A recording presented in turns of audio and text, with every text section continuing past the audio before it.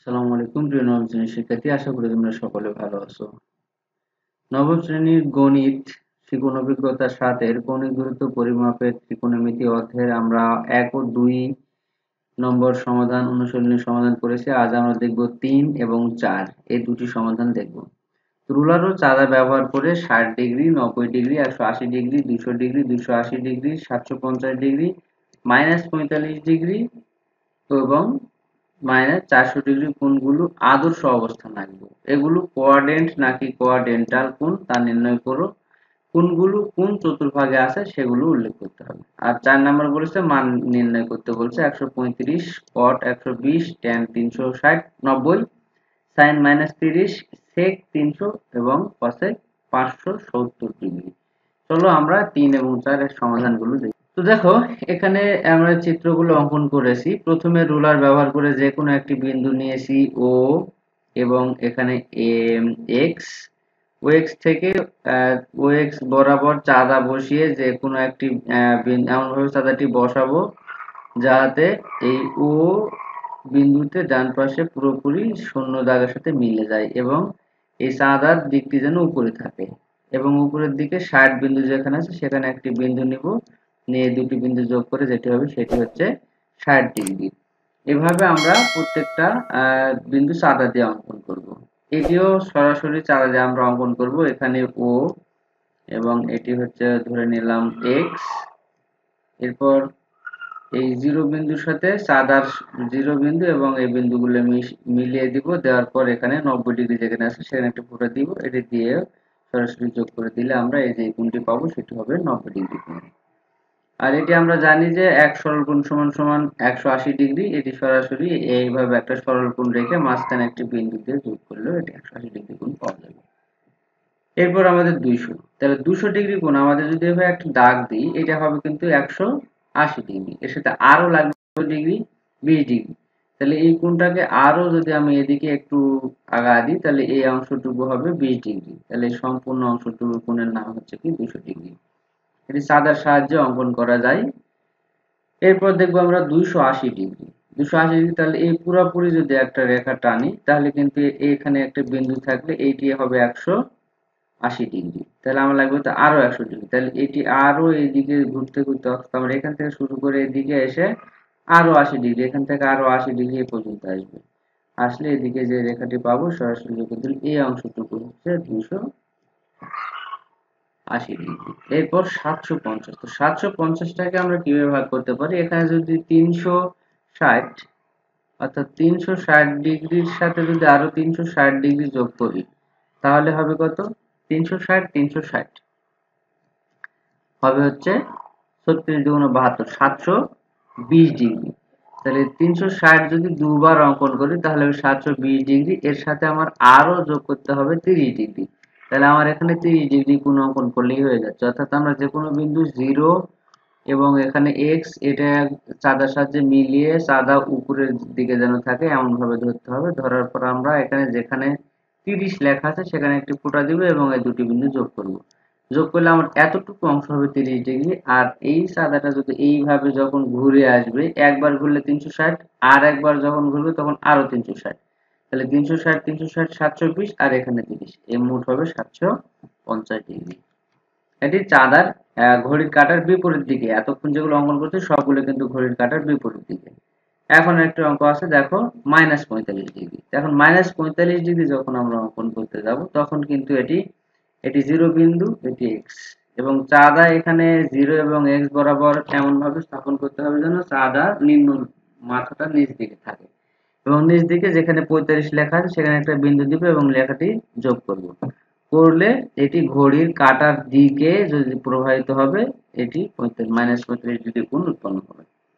৪০০ degree কোণ ঠিক একইভাবে। তাহলে আমরা জানি ৩৬০ এর সাথে যদি ৪০ যোগ করি তাহলে হবে কত? ৪০ যোগ করলে হবে ৪০০। তাহলে ৩৬০ মানে একবার যখন ঘড়ির কাঁটার দিকে ঘুরবে তখন হয়ে যাবে ৩৬০, আর এদিকে আর ৪০ হওয়ার পর্যন্ত নিব। অর্থাৎ 0 বিন্দু এবং এখানে x বিন্দুর সাথে এমন ভাবে স্থাপন করব যেন চাঁদার বিন্দু নিচ দিকে থাকে, চাঁদার মাথাটা নিচ দিকে থাকে, এবং এখান থেকে ৪০ ডিগ্রি পর্যন্ত দেখে দাগ দিয়ে এটা অঙ্কন করে নেব। তাহলে এটা হবে -৪০০ ডিগ্রি। তাহলে দেখো, রুলার ও চাঁদা ব্যবহার করে আমরা এই বিভিন্ন কোণগুলা অঙ্কন করলাম। কোণগুলো আদর্শ অবস্থানে আঁকা হয়েছে।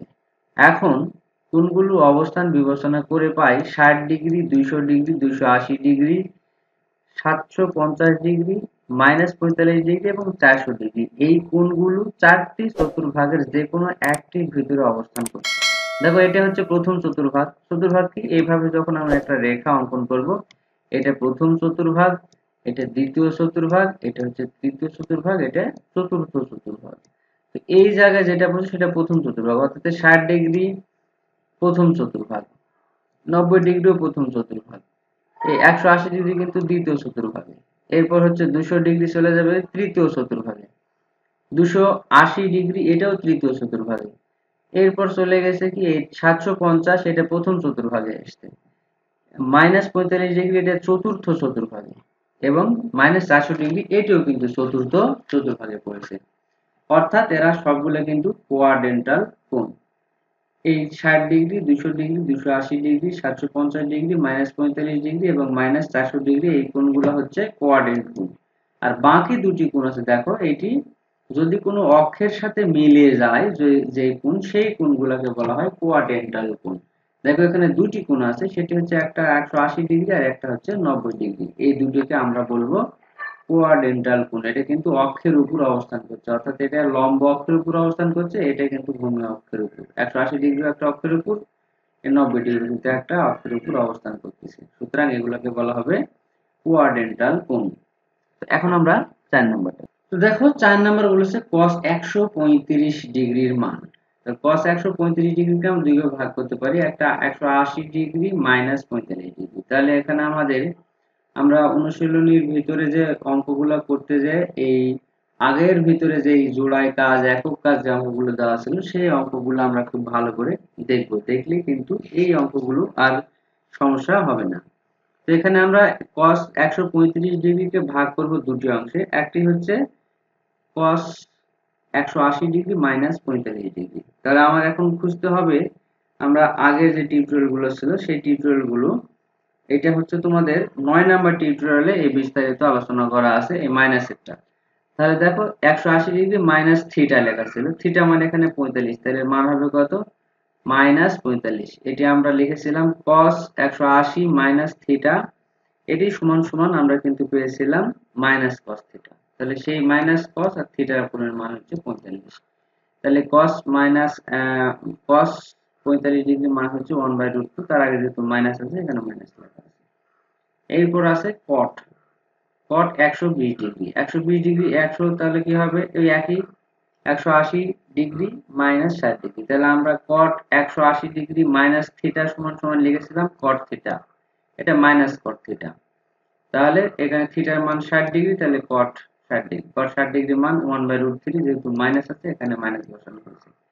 তোমরা যারা এই অঙ্কগুলো হয়তো বা যাদের কাছে একটু কঠিন মনে হচ্ছে, তারা আমার এই অনুশীলনীর এই অধ্যায়েরই 9 নাম্বার টিউটোরিয়ালটা ভালো করে দেখবা, সেটা 170 পৃষ্ঠা, তাহলে সমাধানগুলো সব পেয়ে যাবে।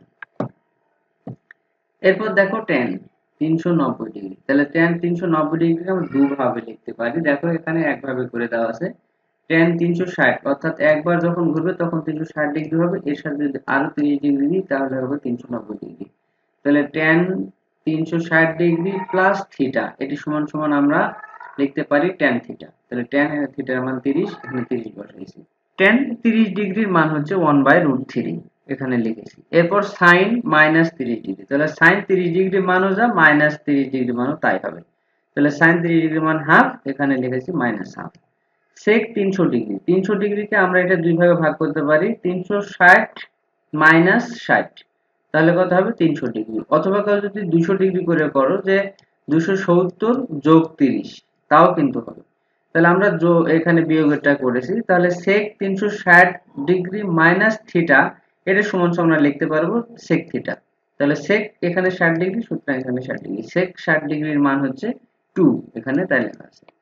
এরপর আছে কি cosec -570 ডিগ্রি।